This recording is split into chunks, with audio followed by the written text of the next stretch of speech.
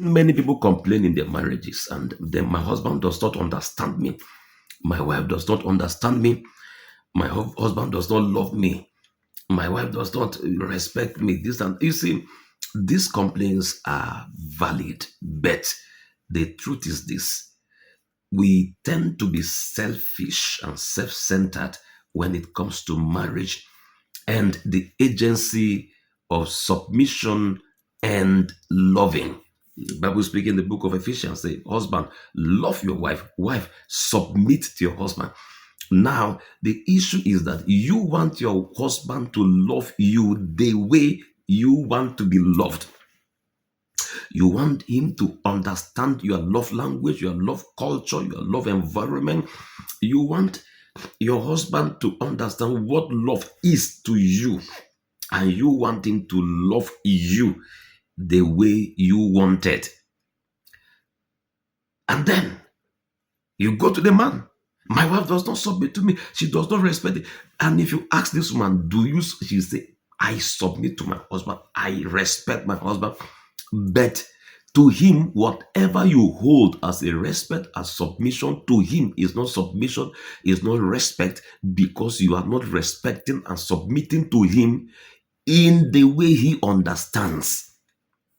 And many often, there is lack of communication between the man and the woman for them to come to compromise, to understand that this is what love is to me and this is what submission is to me. And because this conversation has not taken place, the two of them live like cat and dog, like petrol and fire, everyday crisis, because they could not come to compromise. There's no point of convergence, only divergence. Now, what do you do in a situation like that? Listen to me. There is what I call um, compromise. Compromise. What is compromise? Compromise is you knowing what you want, what you like, what is your niche, what is the niche of your love, what anything about you know it, but then deciding to step down that iron horse to the point where you meet with the other person to understand the language the other person is speaking.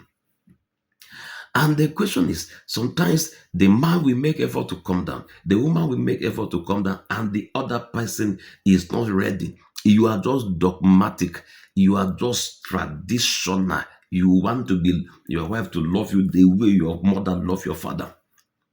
And you want your husband to love you the way your father loved your mother. Because sometimes our definition of love, we inherit it from our families. Sometimes, and many often, most often, we inherit our definition of love and submission from our first marriages, which is the marriages of our parents.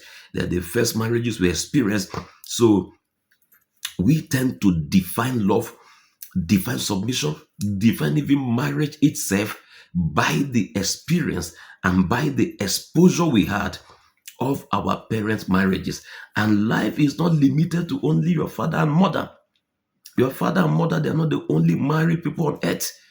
So your father could have loved your mother in a particular way, which is appealing to you. But the person you married did not have that experience of love from his father to his mother. You may come from a family, for instance, that your father used to buy gift for your mother every day. If he goes out, he buys something, gives her everything. And to you now, that becomes your definition of love. It becomes your love language. And then you marry a man. But then, this your father that buys things for your mother all the time, your father does not have the final say in the house. Before he does anything, he must consult your mother. They must negotiate and renegotiate and think and scatter and gather before they can decide to move this bottle of water from here to here. Before they move it, they have to negotiate. But your father buys everything. The way he loves your mother is by giving to her. Then you marry a man whose father is the Alpha and Omega of the family. Whatever the father says, that is first and last. No question from the mother.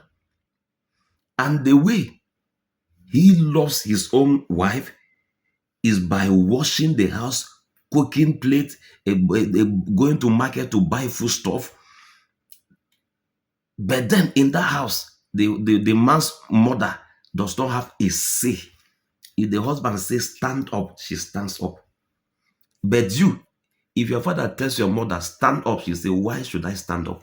So your father, before he does anything in the family, he has to negotiate with your mother. But then you marry a man whose family love language is not like that. Then these two people from two different families came together. They became husband and wife. Now you want your husband to be buying things for you as a sign of love. But he now, he wants anything at home. He will wash the plate. He will cook food. To you, so long as he doesn't buy something for you, he doesn't love you. And to him now, you came with your mother. Before anything happens, there will be negotiation. And your husband will say, move this bottle from here to here. You refuse to. Though he washes the plate, he does all the house chores with you or for you. But because you cannot see your father in him, and he could not see his mother in you, because his mother is a silent one, your mother is a questioning one. See, marriage is highly psychological. Psychological. And the problem is that I think few people have looked at the psychological part of marriage, like this book, the five language of marriage.